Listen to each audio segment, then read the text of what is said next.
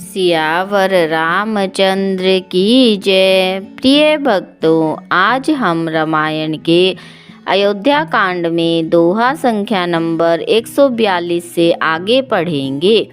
नहीं तृण चरहि न पियहि जलु, मोचहि लोचन बारी। रामा मोचहि लोचन बारी।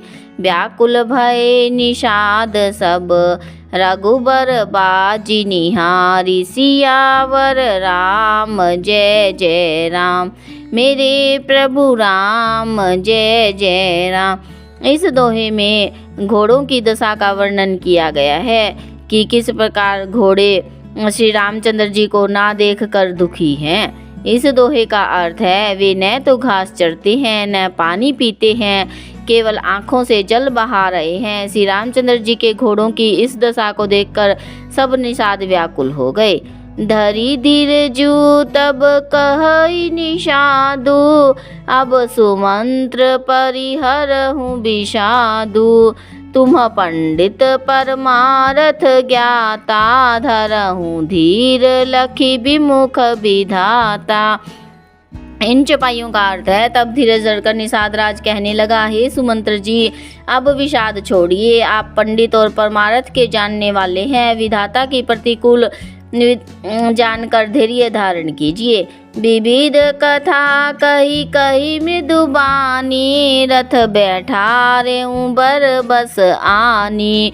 शोक शिथिल रथु सकई नहा की, रघुबर बिरह पीर उर बांकी।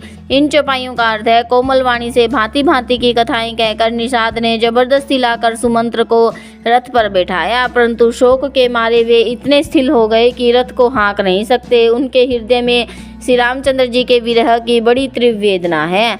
चर फराही मग चलहि न घोरे, बन मृग मनहु आनी रथ जोरे।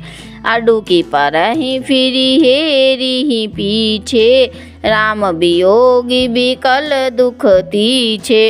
इन चौपाइयों का अर्थ है घोड़े तड़फाते हैं और ठीक रास्ते पर नहीं चलते, मानो जंगली पशु लाकर रथ में जोत दिए गए हों। वे श्री रामचंद्र जी के वियोगी घोड़े कभी ठोकर खाकर गिर पड़ते हैं, कभी घूमकर पीछे की ओर देखने लगते हैं। वे तीक्ष्ण दुख से व्याकुल हैं। जो कह राम लखनु बैदेही, हिंकरी हित हेरहि तेहि। बाजी बिरह गति कही किमि जाति, बिनु मनि फनिक बिकल जेहि भांति।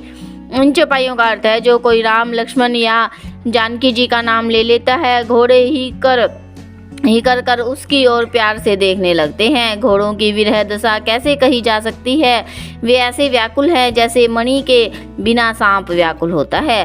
भयहु निषाद विषाद बस, देखत सचिव तुरंग। रामा देखत सचिव तुरंग, बोली सुसेवक चारि तब, दिए सारथी संग। सियावर राम जय जय राम, मेरे प्रभु राम जय जय राम।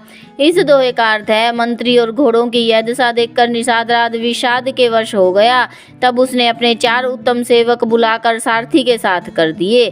गुह सारथ ही फिरेऊ पहुँचाई, बिरहु विषादु बरणी नहीं जाई।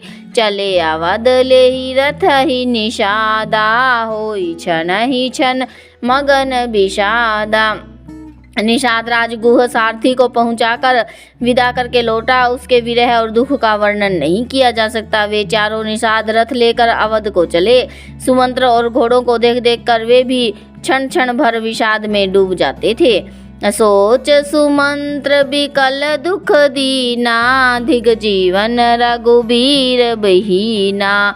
रहि न अंतहु अधम शरीरु, जसु न लहऊ बिछुरत रघुबीरु। इन चौपाइयों का अर्थ है व्याकुल और दुख से दीन हुए सुमंत्र जी सोचते हैं श्री रघुवीर के बिना जीने को धिक्कार है। आखिर यह अधम शरीर होगा तो है ही नहीं, अभी श्री रामचंद्र जी के बिछुड़ते ही छूटकर इसने यश क्यों नहीं ले लिया। भय अजस अग भाजन प्राणा, कवन हेतु नहीं करत पयाना। आहाई मंद मनु अवसर चूका, अजहु न हृदय होत दुई टूका। इन चौपाइयों का अर्थ है, ये प्राण अपयस और पाप के भांडे हो गए, अब ये किस कारण कूच नहीं करते। हाय नीच मन, मौका चूक गया, अब भी तो हृदय के दो टुकड़े नहीं हो जाते। मीजी हाथ सिरु धुनि पछिताई, मनहु कृपण धन राशि गवाई। बिरिद बाधि बर बीरु कहाई, चलेऊ समर जनु सुभट पराई।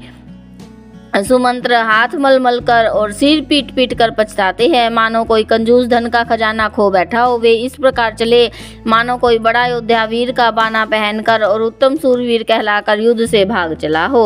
विपर विवेकी वेद विद, सम्मत साधु सुजाति, रामा सम्मत साधु सुजाति।